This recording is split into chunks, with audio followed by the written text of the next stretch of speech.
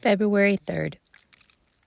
Dear Jesus, I pray for those of us who are listening, and for me, God, that you would give us wisdom, give us insight, give us discernment. Help us to be able to see truth from the lies, to know what's real from the deception that's out there. Amen. Exodus 17:8 through 19:15.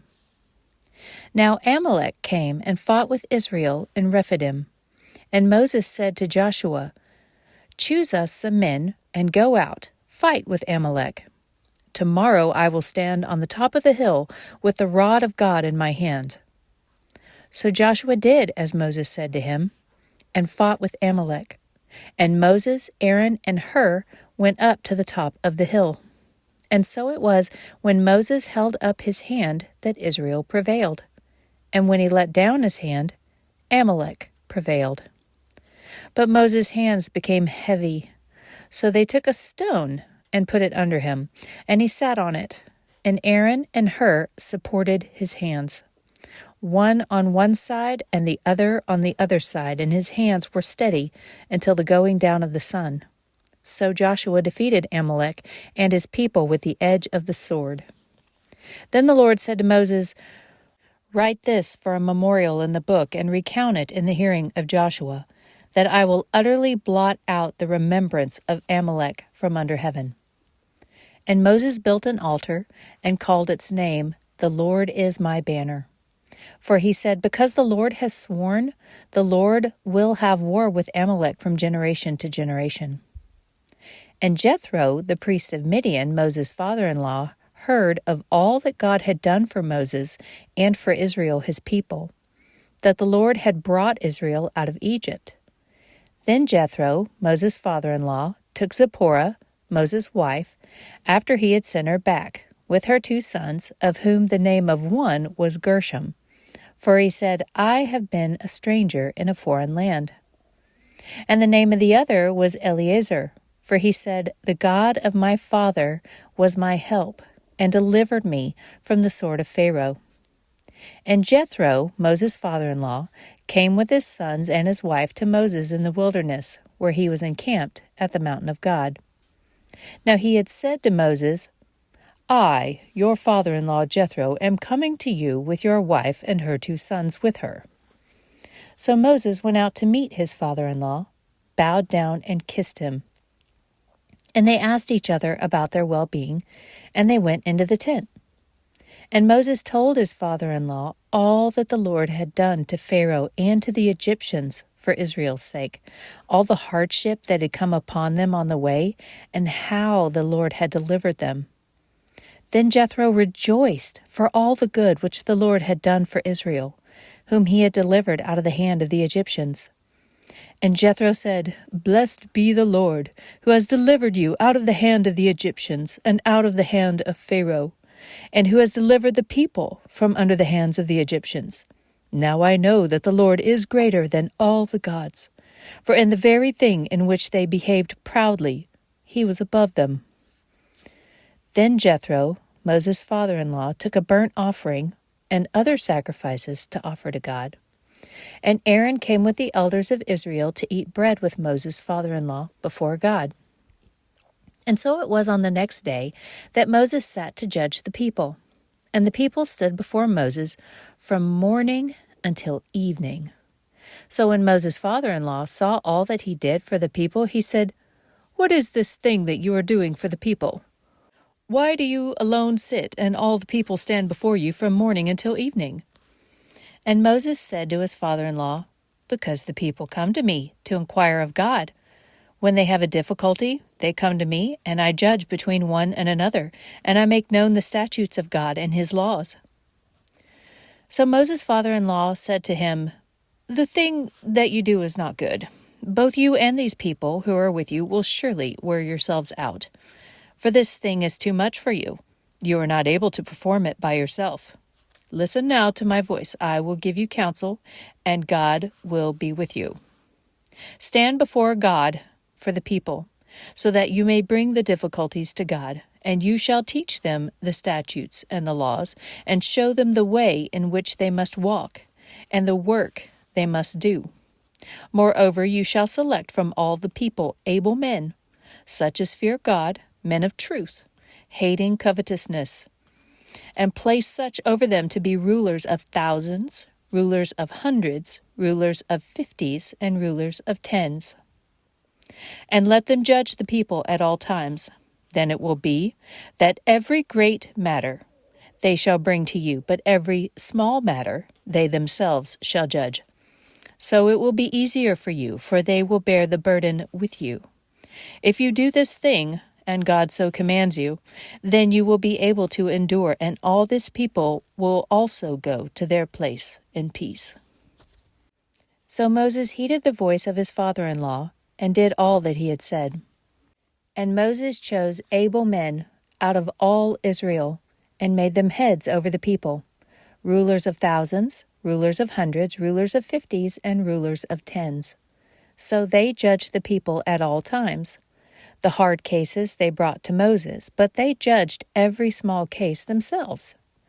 Then Moses let his father-in-law depart, and he went his way to his own land. In the 3rd month after the children of Israel had gone out of the land of Egypt, on the same day they came to the wilderness of Sinai. For they had departed from Rephidim, had come to the wilderness of Sinai, and camped in the wilderness. So Israel camped there before the mountain. And Moses went up to God, and the Lord called to him from the mountain, saying, Thus you shall say to the house of Jacob, and tell the children of Israel, You have seen what I did to the Egyptians, and how I bore you on eagle's wings and brought you to myself. Now therefore, if you will indeed obey my voice and keep my covenant, then you shall be a special treasure to me above all people. For all the earth is mine, and you shall be to me a kingdom of priests and a holy nation. These are the words which you shall speak to the children of Israel. So Moses came and called for the elders of the people, and laid before them all these words which the Lord had commanded him.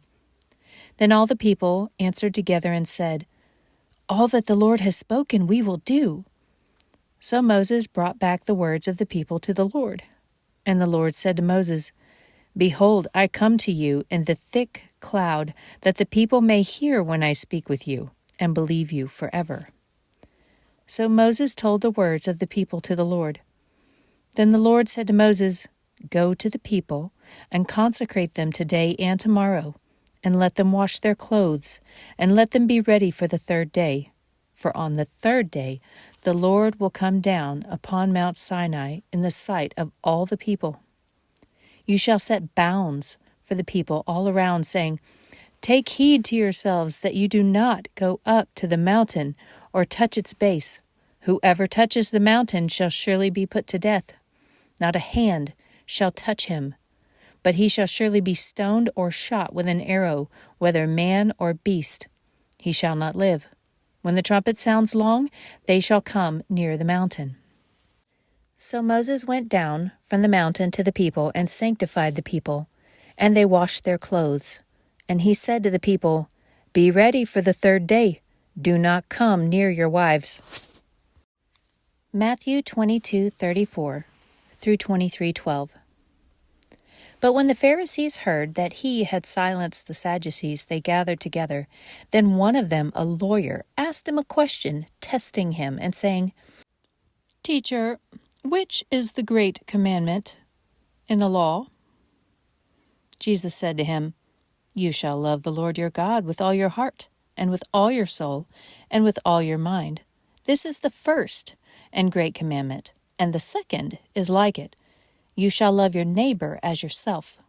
On these 2 commandments hang all the law and the prophets. While the Pharisees were gathered together, Jesus asked them, saying, What do you think about the Christ? Whose son is he?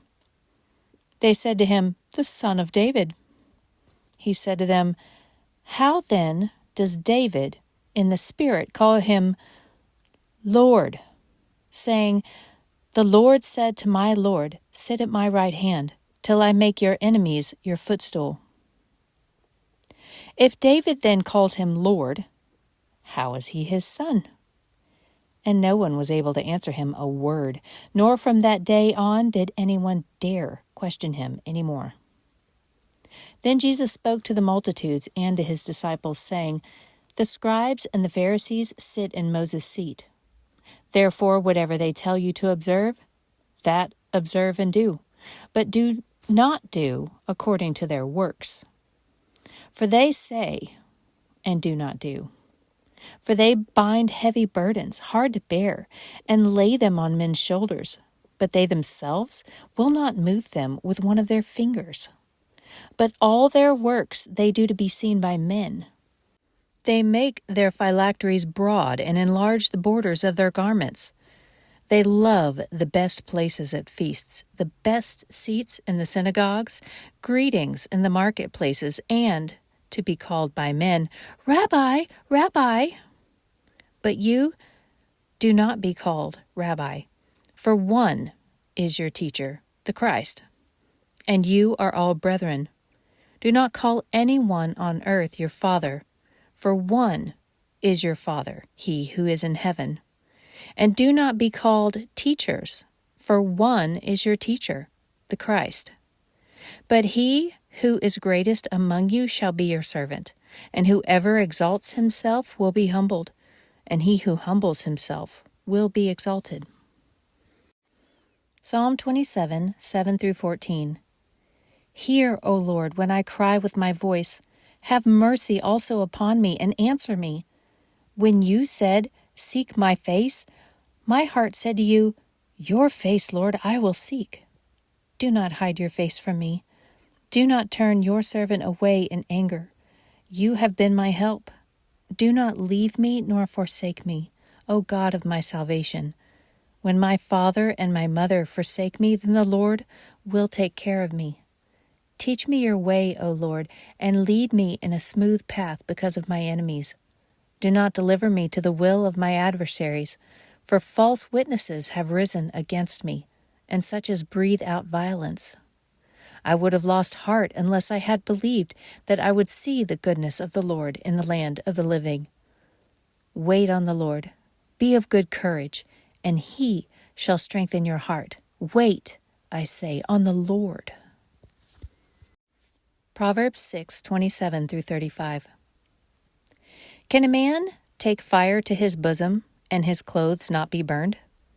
Can one walk on hot coals and his feet not be seared? So is he who goes into his neighbor's wife. Whoever touches her shall not be innocent. People do not despise a thief if he steals to satisfy himself when he is starving. Yet when he is found, he must restore sevenfold. He may have to give up all the substance of his house. Whomever commits adultery with a woman lacks understanding. He who does so destroys his own soul. Wounds and dishonor he will get, and his reproach will not be wiped away. For jealousy is a husband's fury. Therefore he will not spare in the day of vengeance. He will accept no recompense, nor will he be appeased, though you give many gifts.